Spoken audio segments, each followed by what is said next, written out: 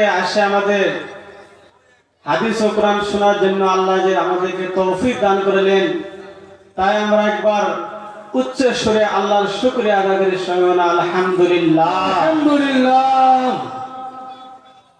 আজকে আমরা যে মেহফিলে বা জলসা মোবারক এসেছি, এই জলসা মোবারকে আসা আমাদের ফায়দা হবে না লস যাবে? বিলকুল ফায়দা হবে। কারণ এখানে আল্লাহ রসুলের, বিশেষ করে আলে রসুল রসুল আকরাম সাল্লাল্লাহু তাআলা সাল্লামের বংশধর ওনাদের আলোচনা করা হতেছে, সাহাবা کرام আলোচনা হতেছে, রসুল আকরাম সাল্লাল্লাহু তাআলা সাল্লামের প্রতি মিলাদে মাহফিল পাক করা হয়েছে। হসনুল ফরজ নামের কিতাবের ভিতরে লেখা আছে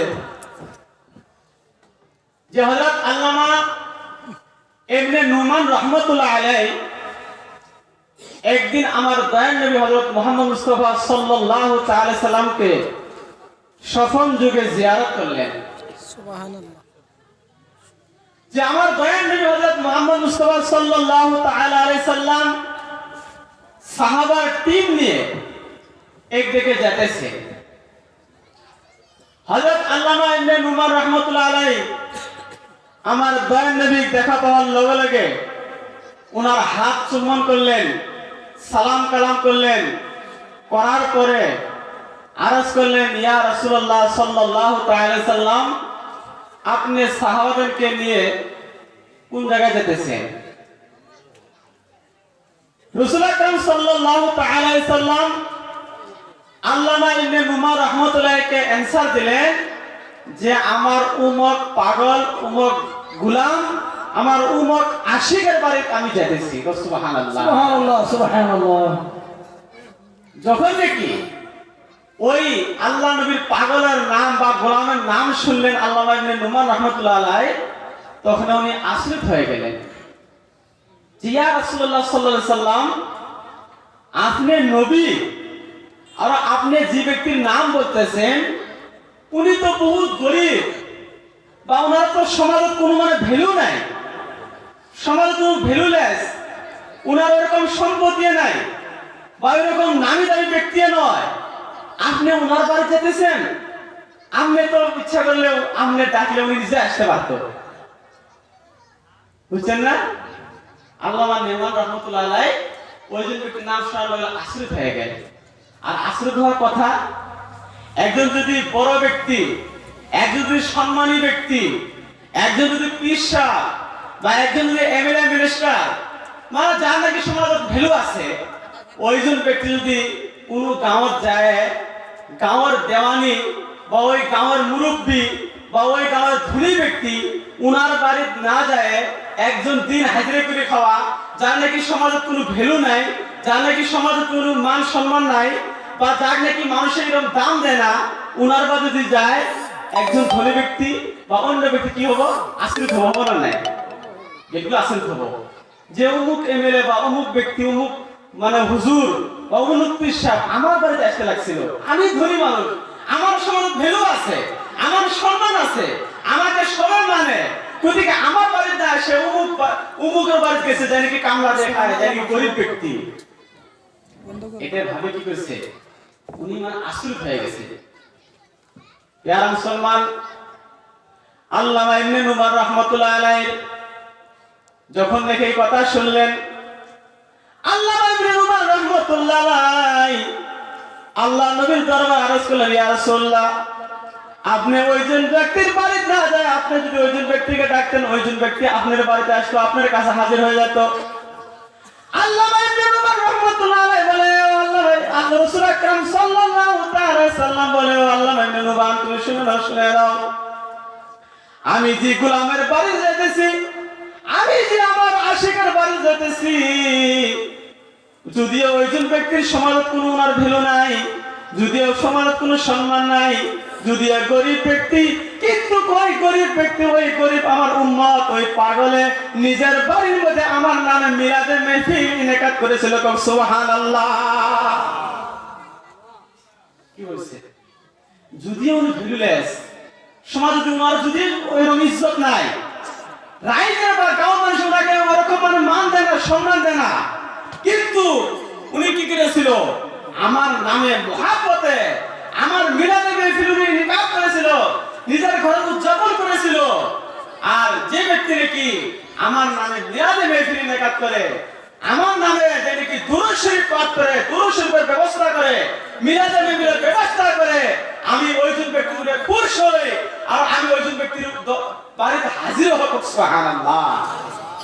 গতিকে আজকে আমরা এখানে হাজির হয়েছি একমাত্র নবীর মহাব্বত, আউলিয়ার প্রেম আর নবীর আহলের প্রেম।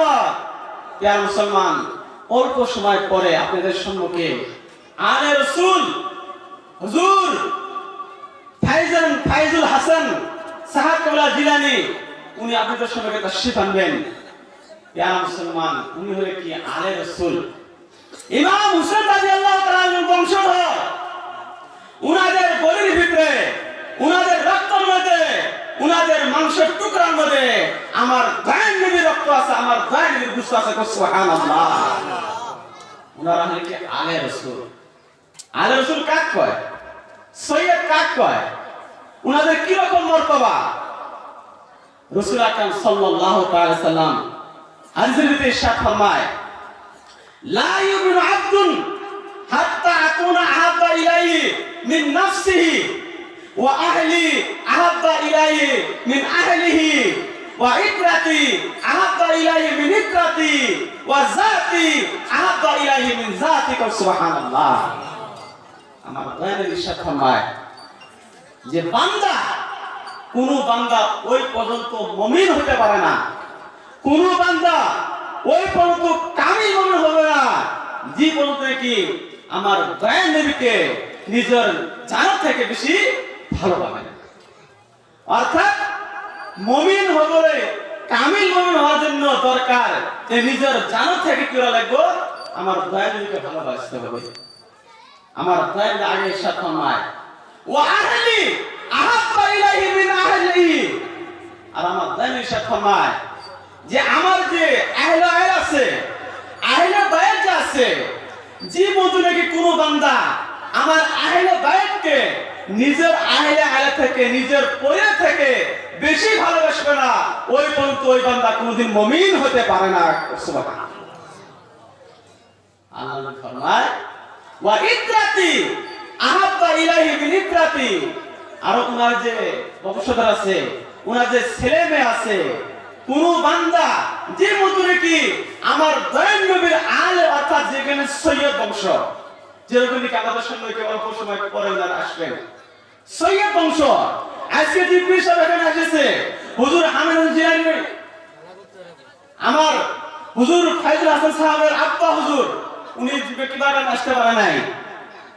আমার দয়ার ইরশাদ ফরমায় যে মতো নাকি কোন বান্দা নিজের আহলে আয়াল, নিজের ছেলে মেয়ে থেকে আমার আহলে আয়াল অর্থাৎ আলে রাসূলকে ভালোবাসবে না, ওই পর্যন্ত ওই ব্যক্তি কামিল মুমিন হতে পারে না। সুবহানাল্লাহ। ওয়া যাতি আহাব্বা ইলাইহি মিন যাতিহি।